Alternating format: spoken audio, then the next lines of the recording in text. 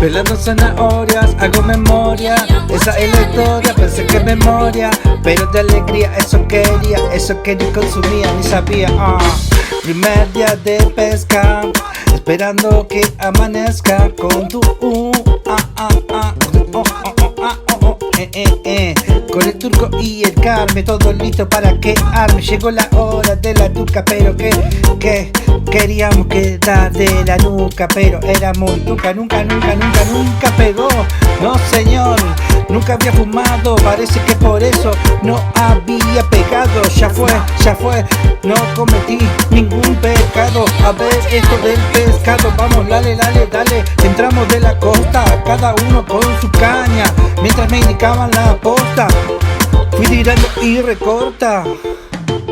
Se me cagaban de risa porque no sacaba una bosta. Ellos sí y me daba bronca, pero todo cambió deprisa. Había dejado mi caña clavada, todos me gritaban como desesperadas: agarra la caña, negro. Corrí, la agarré y casi me muero. Me tiraba más de la sala. Pipa la palapa, lu. Por eso cuando llegué me vi pepa. Me fijé y me di cuenta que no estaba tan loquito. Por eso me fijé si estaba el foquito. No lo vi, entonces me di cuenta que estaba tirando más de la cuenta. Más tiraba, más se doblaba esa caña. Dije, esto no me engaña, ¿será un zapato o mi piraña? De paso cantaba para darme maña. Reel, tiro.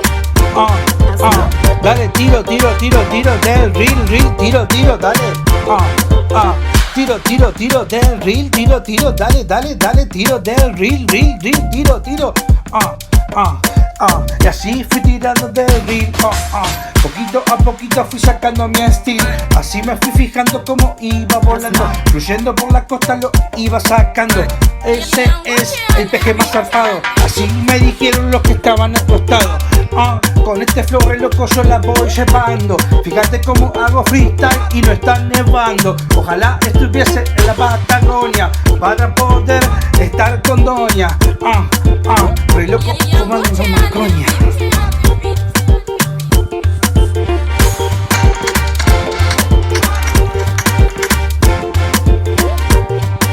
¿Así esto? ¿No nos fuimos todavía? Parecía que ya había terminado, ¿no? Uy, se me desconectó y sigue.